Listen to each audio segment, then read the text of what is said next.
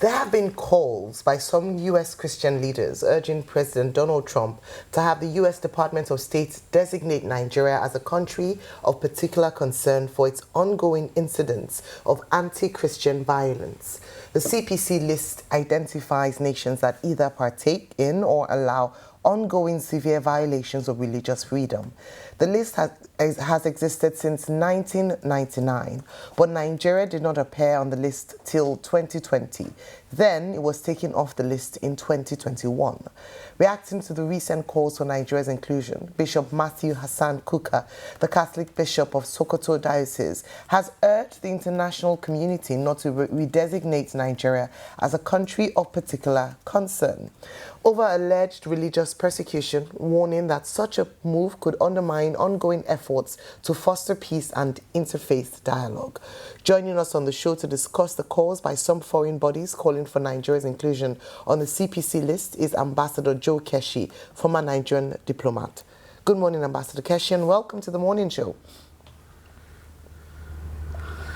Good morning, ladies, and good morning, Rufai. Morning, Oga. Thank you so much, and welcome. Good to see you, sir. Okay, so let's start with then and now. There's a huge conversation as well around Nigeria being listed as a country of particular concern by the United States.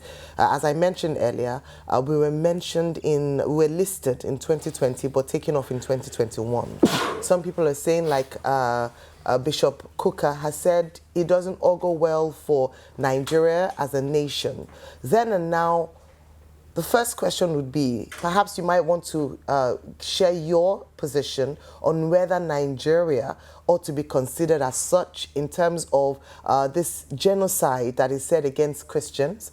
And then number two would be, what are the fallbacks? What would be the consequence if Nigeria is listed in the CPC list 2025? Thank you very much, Ayo. I sincerely share the concern of Bishop Kuka. But the point that I think we need to make very clearly, and I think you reflected this in your introduction, this is not the first time Nigeria finds itself in this position. Even in 2009, the same recommendation was made to the State Department, and fortunately, as a permanent secretary in the ministry, I was on my way to Washington for a meeting, and I asked for an appointment to meet the group that has made the 2009 recommendation, and their concerns were expressed to us, and we made a deal that, look, they need to come back and talk to more people in Nigeria in order to have a clear picture of what's going on in the country. And we agreed, and they came. And that died down. That removed Nigeria from the list in 2009. The point I think that we need to emphasize is that if we do not find a way to end the killing in this country, if we do not find a way to end the insecurity in this country, this issue will continue to occur now and then.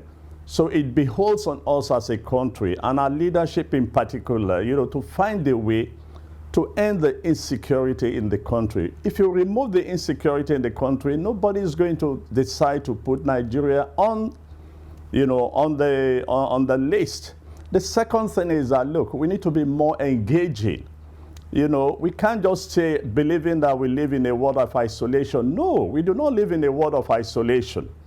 The world is today a global village. Those in Washington and elsewhere might actually have more information than those of us in the country, because it's the global communication has made things easier for those far away to be aware of what's going on in another place. So all these we in this country, we need to take into consideration. Be more engaging, end the insecurity in the country, and you will not find yourself in this kind of embarrassment. And the last thing I will say, look, let's also understand the way the United States work. It was not the United States, it was not a citizen in the United States that took up this matter. No. Some Christian groups in this country may have contacted their friends or the lobbyists who took up the matter with the senators, and then the senators now articulating the issue. Today, we do not have an ambassador in Washington to counter this when it started. Our diplomatic structures are today very weak. And these are some of the things we need to strengthen. If we consider ourselves a leader within the global community, we need to act like a leader. We can't be acting the way we are acting and expect a different result. Certainly no. Absolutely. Ambassador, thank you so much for that insight. And especially, we benefit so much from you sharing your experiences in engaging in issues of this nature in the past. Now, you raised the point that many people continue to emphasize, which is that we don't have an ambassador in Washington, that possibly if we did, it might mitigate some of these issues and allow us to navigate it. But I continue to put forward the argument that we saw similar allegations being made against South Africa. That's accusations of genocide against a certain group, albeit those circumstances are different. However, when we saw the South African government try to make a diplomatic offensive, they, took it upon themselves to go to the White House, to meet with the Trump administration. They were disgraced, they were embarrassed, they were rubbished, even despite the fact that they had evidence to counter the allegations that were being made against them. And until date, the relations between the US and South Africa remain sour.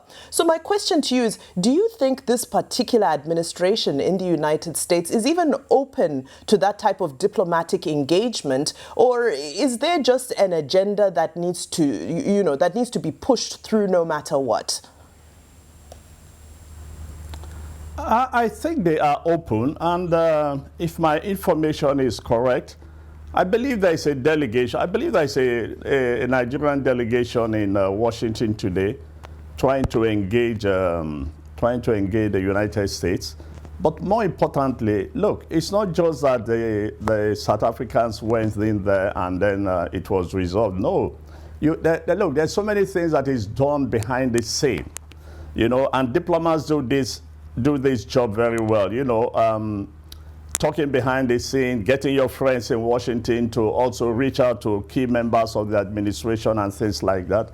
I'm not too sure. Again, I've not been in the system for quite a while. I'm not too sure how many friends we have today in a place like Washington. Look, if you take the period under President Olusegun Obasanjo, for example, and a little bit long after that, look, there are so many friends some of us can call upon and say, look, we have this problem with Washington. Can you guys help us do one or two things and things like that? Or we need to talk to somebody in the White House. And almost instantly, we get to hear it. There are some businessmen, I don't know whether they have a relationship with the Trump administration, that in the past, could call up White House and speak to the White House about Nigeria. I don't know whether we still have that, that reach today. So the point still remains that, look, we as a country must, one, as I said earlier, we must find a way to end this insecurity in this country once and for all. We must be more engaging, and we need to have friends in Washington. Look, Washington practically do not work without lobbyists. And we have always said this in the past. We need to strengthen our, diplomatic structure in that city. I made a statement in another interview that, look, when you take a look at the diplomatic list in Washington, for example, you find that some countries devote up to 10 to 15 officers to cover the Congress. Nigeria devotes one officer to cover the Congress.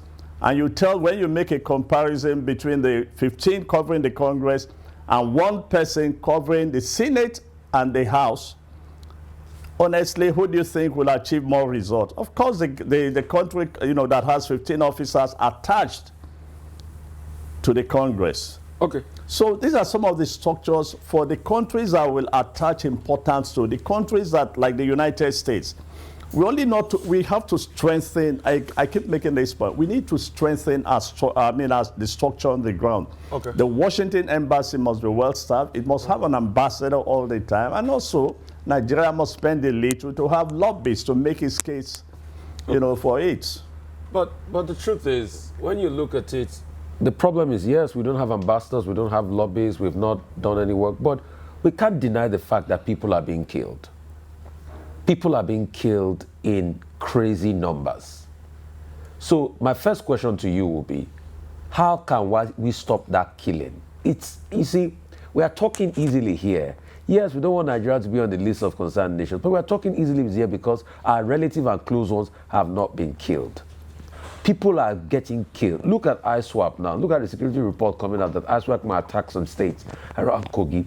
People and communities are being killed. How can we stop the killing? And speaking of people we have to speak, we have Bulus now.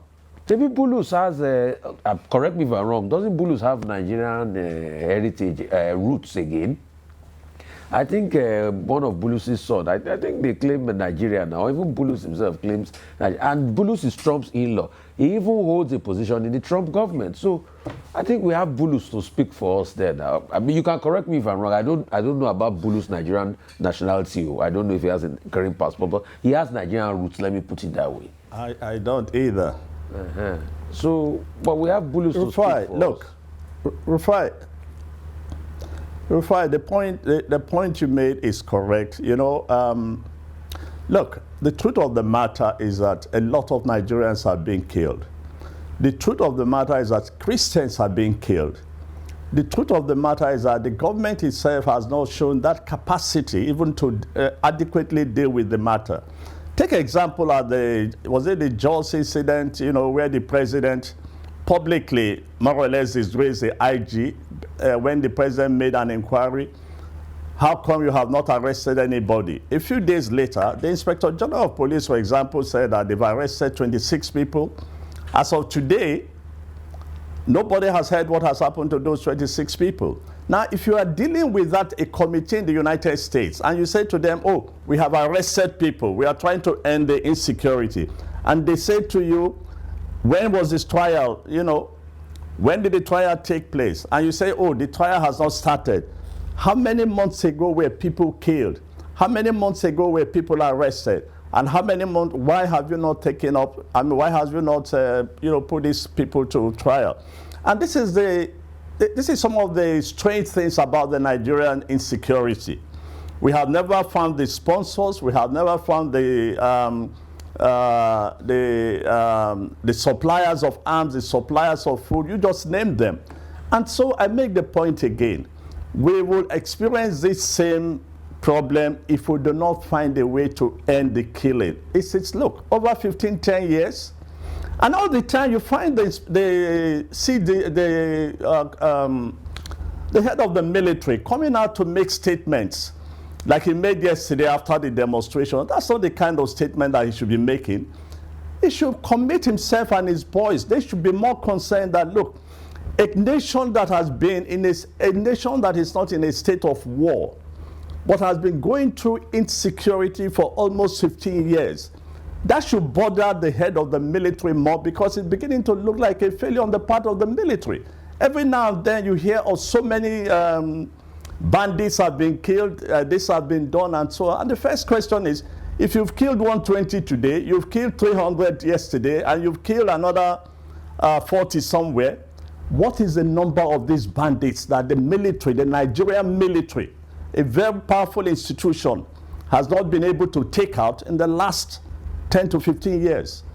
So I make the point again that, look, we need to find a way to end this insecurity. If it's to stop the military from doing anything but focus on this, and then return to the barracks, then let's do it once and for all.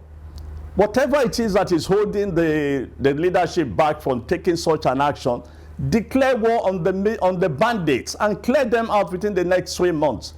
That would be helpful to this country, because it's affecting our economy, not just because the United States wants to declare us as a country of particular concern. It's affecting our economy as well. It's affecting the livelihood of so many people. Thank you so much. So it's behold on the nation itself to be more serious, and take this issue of insecurity, you know, serious, and end it once and for all. It should not even come up anymore. Look, there's no way you can explain. As far as I'm concerned, there's no way you can explain it. You have a military that is relatively well looked after.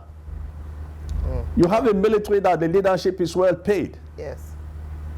Thank you so So why can't they just decide on their own that, look, this thing must not go beyond a certain period? Can they take a vow to say, by this time next year, we'll not be talking of insecurity in this country again? Thank you. All right, Ambassador Can the Joe military Keshi. give us that assurance? Ambassador Keshi, thank you so much. You just highlighted what some people have said, that we don't have to wait for America to put us on a list to wake up to the fact that we Precisely. have a severe insecurity challenge on our hands. And you already talked about the fact that without the sanctions, Nigeria is already failing in terms of feeling the economic impact of insecurity. Thank you so much for your time with us today, Ambassador Keshi. We look forward to having you again on The Morning Show.